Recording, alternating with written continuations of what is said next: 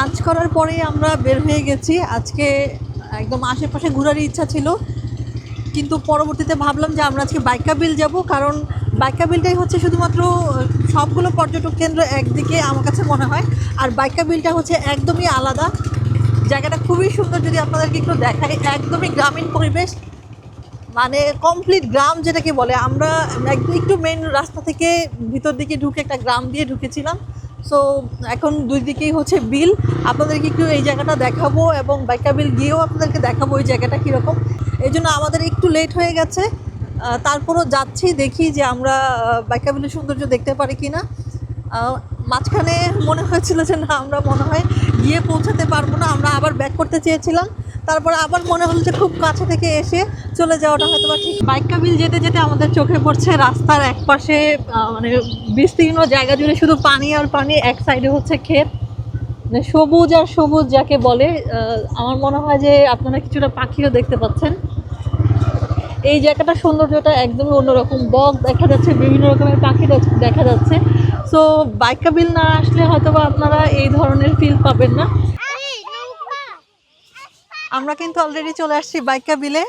আমার মনে হয়েছিল যে আমরা হয়তো বা আসতে পারবো না, সানসেট অলরেডি হয়ে গেছে, তারপরেও আসলাম। এবং আসলে সানসেটের পরে ওনারা ঢুকতে দেয় না, রিকোয়েস্ট করার পরে হচ্ছে আমাদেরকে ঢুকতে দিল। সো সানসেটটা এখানে দেখলাম, খুবই সুন্দর একটা জায়গা, একদম এক্সট্রা অর্ডিনারি কিছু না, কিন্তু আপনার যদি গ্রাম বাংলা ভালো লাগে আমার মনে হয় আপনার এই জায়গাটা খুব ভালো লাগবে। এটা অনেক বড় একটা বিল, অনেক পাখি দেখা যাচ্ছে, কিচিরমিচির শব্দ, জাস্ট অসাধারণ একটা অনুভূতি। আমার মনে হয় যে না আসলে এই জায়গাটা বুঝতে পারবেন না, অনেক অনেক অনেক বেশি সুন্দর। আর এই সৌন্দর্যটা দেখার জন্য আমি অনেক দূর থেকে কিন্তু এই বাইকা বিল এসেছি। সাধারণত পর্যটকরা বাইকা বিল পর্যন্ত আসে না, কারণ এই বাইকা বিলের এখানে আসলে অন্য আর কোনো ট্যুরিস্ট স্পট নেই, জাস্ট একটাই স্পট হচ্ছে বাইকা বিল। সো অনেকে আসতে পারে না। যদি কেউ সময় করে আসেন সেই ক্ষেত্রে অবশ্যই বাইকা বিলটা ঘুরে যাবেন, অবশ্যই সানসেটের আগে আসবেন, সেই ক্ষেত্রে হয়তো বা এই জায়গাটার সৌন্দর্য খুব ভালোভাবে উপভোগ করতে পারবেন। যে সময়টা হচ্ছে সানসেট, এখানে আসলে আপনি খুব সুন্দর খোলা জায়গায় সানসেট দেখতে পাবেন। আমরাও ঠিক সানসেটের সময় এসেছি, এবং সানসেটের পরে পাখিদের ঘরে যাওয়ার যে মুহূর্তটা, কিচিরমিচির সাউন্ডটা জাস্ট অসাধারণ। মনে হচ্ছে যে পাখিরা মানে ঝাঁক বেঁধে বাড়ির দিকে যাচ্ছে শব্দ করতে করতে, কিচিরমিচির শব্দটা জাস্ট আপনার মন জুড়ে যাবে।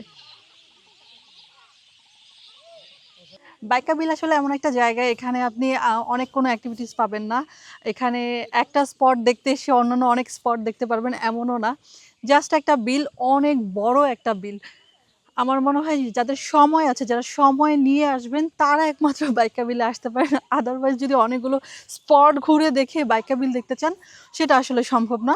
তবে যেহেতু আমরা মোটামুটি এবার খুব সময় নিয়ে এসেছি, এই জন্য আজকের দিনটা এসে চেক ইন করলাম, খাওয়া দাওয়ার পরে চিন্তা করলাম যেহেতু আজকে আমরা অন্য কোথাও যাব না, সেই ক্ষেত্রে হচ্ছে আমরা বাইকা বিল বেড়াতে এসেছি। যারা নেচার পছন্দ করেন, যারা নিরিবিলি জায়গা পছন্দ করেন, পাখির শব্দ পছন্দ করেন, আমার মনে হয় বাইকা বিল তাদের জন্য খুবই ভালো একটা অপশন। তবে আসার পথে অনেক প্রতিবন্ধকতা আছে, রাস্তা কিছুটা খারাপ। আমরা বাইকে এসেছি, এই জন্য আমাদের খুব একটা সমস্যা হয়নি।